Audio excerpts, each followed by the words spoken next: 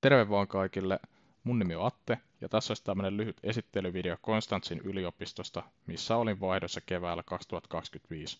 Konstanz sijaitsee siis Etelä-Saksassa, Sveitsin rajalla, Baden-Württembergin osavaltiossa. Mä matkustin tänne lentokoneella, lensin Helsinki-Vantaalta Zürichiin, Sveitsiin, josta sitten suoraan kentältä hyppäsin junaan Saksan puolelle. Ennen lähtöä piti täyttää kaikenlaisia paperitöitä, mutta niihin sai oikein hyvät ja selkeät ohjeet yliopistolta, eikä itsellä ainakaan ollut niiden kanssa se enempää vaikeuksia. Konstanz on ehdottomasti kesäkaupunki ja suosittelen lähteen tänne kevätlukukaudella mieluummin kuin syksyllä ihan vaan paremman sään vuoksi. No jos te ette halua sellaiseen miljoonakaupungin meteliin, vaan vähän idyllisempään maisemaan Alppien juurelle, järvenrannalle, niin tää on oikein hyvä valinta siihen. Opinnot alkaa lyhyellä orientaatiolla. Täällä voi osallistua myös noin kuukauden mittaiseen maksulliseen orientaatio-ohjelmaan, johon sisältyy muun muassa intensiivinen parin viikon saksan kielikurssi. Tosiaan täällä rajan tuntumassa kannattaa pitää huoli, ettei puhelin yhdistä vahingossa Sveitsin nettiin. Sen tulee nimittäin huomaa seuraavassa puhelinlaskussa. Opiskelija-asunnot on täällä sitä luokkaa, mitä noin 400 € vuokralla voi olettaa.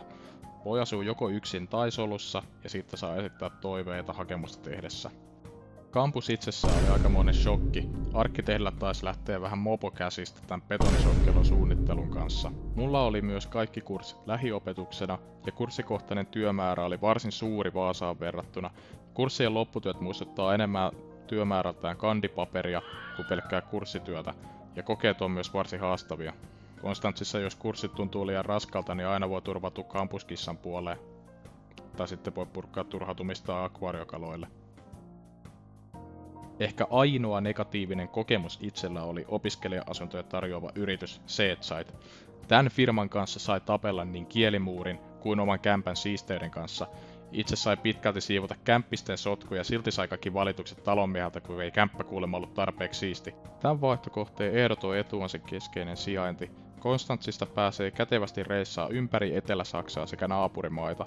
ESM myös järjestää ekskursioita esimerkiksi Sveitsiin tai muualle Saksaa. Mahdollisuus matkustaa eri Euroopan maissa on itsessään yksi parhaita syitä lähteä vaihtoon just tänne. Kulttuurisokeista itselle oli pahin varmaan se, että kaupat menee tosi aikaisin kiinni ja on sunnuntaisin kokonaan kiinni. Siihen totuttelu vei hetken. Mitä itse opiskeluun tulee, niin opetus ja professorit oli omasta mielestä todella hyviä ja todella tykkäsin jokaista kurssista, mitä kävin täällä yliopistossa. Joo, työtä on paljon, mutta se palkitaan sitten loppujen lopuksi. Saksan kielen taidosta on tietysti erittäin paljon hyötyä täällä, mutta jos teillä käy yhtä hyvä säkä kuin mulla, niin te törmäätte vaikka suomalaiseen saksan kielen opiskelijaan ja ne hoitaa sen puhumisen teidän puolesta.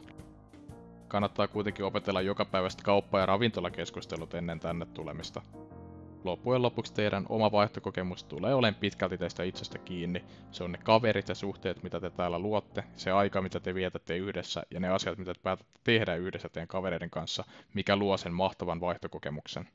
Itselläni oli aivan mahtava reissu.